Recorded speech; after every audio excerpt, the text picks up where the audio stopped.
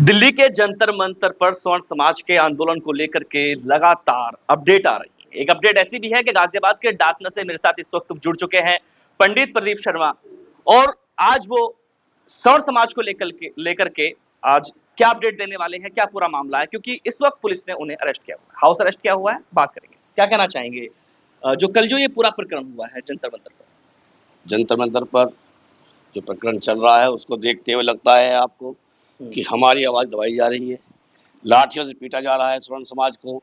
दिल्ली में अपने हकूक के लिए, अपने समाज के मान सम्मान के लिए और अपनी लड़ाई लड़ने के लिए भी हम लोग, अगर हम दिल्ली जाना चाहते हैं अपना विरोध, तो हमें घेर कर घरों में जितने कार्यकर्ता हैं, जैसे गढ़ से हमारे गढ़ से जितेंद्र भाई, जुगल भाई, दिनेश शर्मा जी, चिप्या ने, सभी लोगों को जगह जगह हर जगह रोक दिया। हमारे क्षेत्र में भी यहाँ रात से ही नाकाबंदी की हुई थी। उसके बाद हम लोग मंदिर भी गए, भगवान परशुराम जी के मंदिर पूजा अर्चना की, लेकिन हमें यहाँ से नहीं जाने दिया रहा है। लेकिन हम ये कहना चाहते हैं कि स्वर्ण समाज की आवाज दबाने के लिए इस काले कानून को वापसी करना होगा। पहले भी हमने कहा था, अरे जो सम्मान सबको मिल रहा है, हम लोग संघर्ष कर रहे हैं, कह रहे हैं तुम लोगों से कि हमारी बात सुनो। और मैंने पहले भी कहा था, माननीय योगी जी आप गद्दी छोड़ो और हम साथ खड़े हो, समाज के साथ खड़े हो, हकूक के लिए खड़े हो, जनता आपके साथ है, आपके हैं। हम बीजेपी में हैं, उसके कार्यकर्ता भी हैं, लेकिन अपने और अपने मान सम्मान के लिए, अपने समाज के मान सम्मान के लिए और हकूक के लिए जब हम तमामों के लिए संघर्ष करते हैं, तो अपने अपने लिए हम संघर्ष करेंगे। लखनऊ से हमारे राष्ट्रीय अध्यक्ष अखिल भारतीय ब्राह्मण महासभा के उन्होंने ऐलान किया है और वहां से सभी से कहा है, आह्वान भी किया है कि जब दिल्ली पहुंचे तो तमाम शामली, मेरठ, गढ़, मुजफ्फरनगर सभी कार्यकर्ता रास्ते रास्ते में जहां जहां रुके हैं वहीं रोक दिए गए हैं। लेकिन हमारा कार्यकर्ता सिपाही जहां भी रुका वहीं बैठ गया है। लेकिन मैं कहना चाहता हूं, ये चिंगारी दबने वाली नहीं है। शुरुआत तो की गई है, लेकिन आगे का परिणाम क्या होगा और कैसे इसको लड़ाई को लड़ने का काम किया जा रहा है। देखिए, लोकतंत्र है, अपनी आवाज को हम बिल्कुल साधारण, उससे अहिंसक हम लोग हैं नहीं, लेकिन अपनी बात को कहना चाहते हैं। और आप लोगों के माध्यम से सड़क पर उतरकर, सड़क पर बैठकर, माइक के माध्यम से, धरना देने के माध्यम से हम अपनी बात को रखेंगे। और इस यूजीसी की जो काला कानून है, इसे वापसी करने के लिए जितना भी संघर्ष होगा उस संघर्ष में हम लोग खड़े रहेंगे। स्वर्ण समाज का नुकसान क्या है इससे, आप ये बताएं कि जो नौकरियां हो रही हैं, बच्चे पढ़ने जाएंगे कॉलेज में, जो नियम पास किया है उसमें क्या वहाँ बच्चे पढ़ पाएंगे? ऐसे वहाँ एक संघर्ष की चिंगारी जो उभर रही है। अभी जो लोग कहेंगे तुम पे लगा दिया आरोप, तो तुम्हारा सुनने का अधिकार भी नहीं है, आपको तत्काल बर्खास्त कर दिया जाएगा वहां से, चाहे वो टीचर भी हो। ऐसा नहीं है मैं ये कह रहा हूँ कि बच्चे ही हैं, वो टीचर पे भी आएगा, मामला आएगा। तो मैं ये कहना चाहता हूँ, अगर साफ साफ बात रखें, अगर जो बात आरक्षण की भी चल रही है उसको अगर उठाएं, अगर अब आदमी पढ़ाई के दम पे, अपनी काबिल दम पे आगे बढ़ेगा तो इस देश की तरक्की भी होगी इसकी। अब आप बताइए, डॉक्टर बन के जाएंगे जिसके 40% ही आए हैं, क्या वो साहब इलाज कराएंगे? हैं? जो 90% का है, 95% का, उसका नंबर नहीं आएगा, कैसे होगा? लेकिन स्वर्ण समाज ने ही इस, क्योंकि इसमें सभी बिरादरी आती हैं, लगभग त्यागी भी आते हैं, आप जैसे पंडित भी आते हैं और ठाकुर भी आते हैं, जबकि आपने इसको, इस सरकार को सत्ता में बिठाया, लेकिन आज आप ही विरोध कर रहे हैं, आखिर क्यों? देखिए, सत्ता में बैठाना ये किसी की गद्दी तो है नहीं, क्या परमानेंट होगी? ये फेविकॉल लग गया इस पे। अगर हमारा और हमारे समाज का और तमाम जो पीड़ित लोग हैं उनको न्याय नहीं मिलेगा तो सब लोग खिलाफ भी जाएंगे। लेकिन आप बताओ मुझे, त्यागी समाज में या ब्राह्मण समाज में क्या गरीब नहीं है? क्या उन्हें नहीं मिलना चाहिए? क्या आरक्षण का जो मामला था वो कब तक का था कि ये आरक्षण कब लागू हो? जब आप सामर्थ्य हो गए हैं तो समाज, जब देश आगे बढ़ रहा है और माननीय योगी जी और मोदी जी ये भी कह रहे हैं कि सब समाज साथ लेकर चलेंगे, तो क्या दिक्कत पड़ रही है? शिक्षा बढ़ेगी तो आदमी का विकास भी होगा। और आप, जिसमें आपसे ही कह रहा हूँ मैं, 40% पे जाके आप एमबीबीएस से अपना ऑपरेशन करा लें, हो जाएगा? दिक्कत आएगी।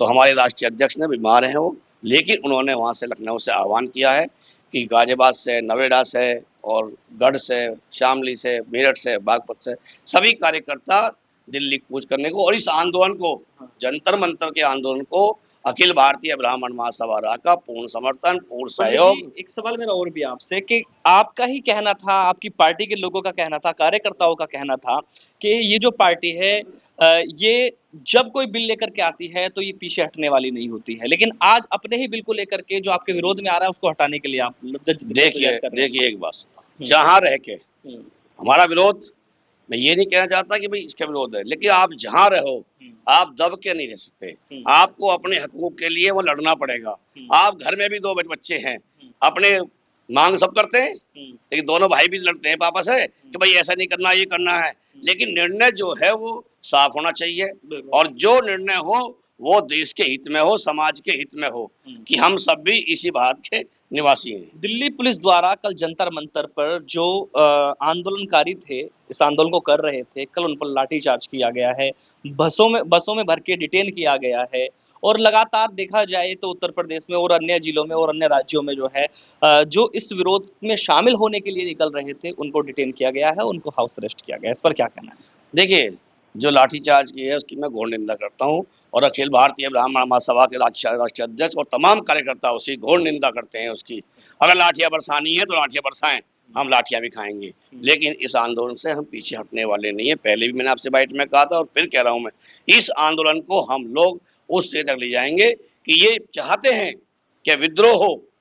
लाठीचार्ज करने वाले वे लोग वो हैं जो गुलाम हो सकते हैं, लेकिन वो जो है वो हमारे ही भाई हैं, कोई बिकने का काम ना करें। हम लोग जैसे पूर्ण सहयोग करते हैं, वो भी सहयोग करें इस आंदोलन को। जी। इसमें ये भी कहा जा रहा था कि जंतर-मंतर पर जो प्रोटेस्ट होने वाला है, उसमें ज़्यादा भीड़ नहीं जुट पाएगी, लेकिन भारी मात्रा में वहाँ भीड़ देखने के लिए मिली है। और अब यूँ देखा जाए जैसे ये एक आग सी सुलगनी शुरू हुई है, तो इसका परिणाम क्या होने वाला है और क्या एक बड़ी मात्रा में जो है लोग इसको लेकर के और मतलब आगे आएँगे?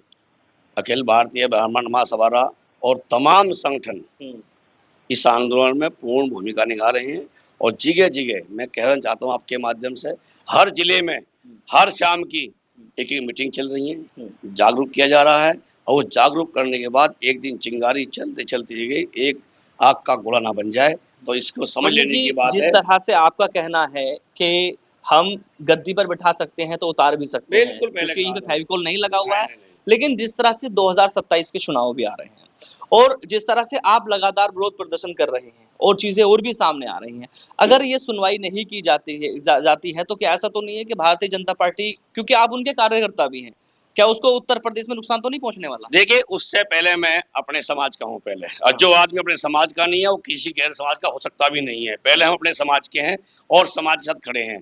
जो हम कहना चाहते हैं कि अब जो नुमाइंदे हमने चुन-चुन के भेजे हुए हैं, हुँ, जितने नुमाइंदे या लोकसभा में हो या विधानसभा में हो, जो जिले का और विधानसभाओं का प्रतिनिधित्व कर रहे हैं, मेरा उनसे कहना है कि अपने मुँह की दही को खत्म करो और अपनी जुबान खोलने का काम करो, नहीं तो अखिल भारतीय ब्राह्मण महासभा के कार्यकर्ता उन सभी विधायक और एमपीओ का जो वही, सामान्य वही। वर्ग के हैं, हाँ। हम उनकी अर्थी निकालने का काम करेंगे और वो मामला डासना देही बंदी से शुरू होगा और पूरे प्रदेश में जाएगा। मेरा एक वही सवाल है आपसे कि जिस तरह से आपने सांसद चुने, विधायक चुने, राज्य मंत्री चुने, मंत्री चुने, कैबिनेट मंत्री चुने और वो सवर्ण समाज से सबसे ज़्यादा आते हैं, वो आखिर चुप क्यों हैं? तो उनकी चुप्पी तोड़ने के जो हम काम कर रहे हैं, हम लोगों ने वोट दी है हाँ। और जिताकर भेजा है। हाँ। कौन? जाओ ना और बिरादरियों पे पूछो, उनके जो सांसद बोलते नहीं क्या बोलते हैं, इन्हें क्या दिक्कत पड़ रही है? हुँ, दिक्कत क्या पड़ रही है इन्हें बोलने में? अरे समाज के लोग आज इकट्ठा हो रहे हैं, तुम्हें चुन के भेजा, ऐसी लोकसभा को विधानसभा को लात मारनी चाहिए उनको।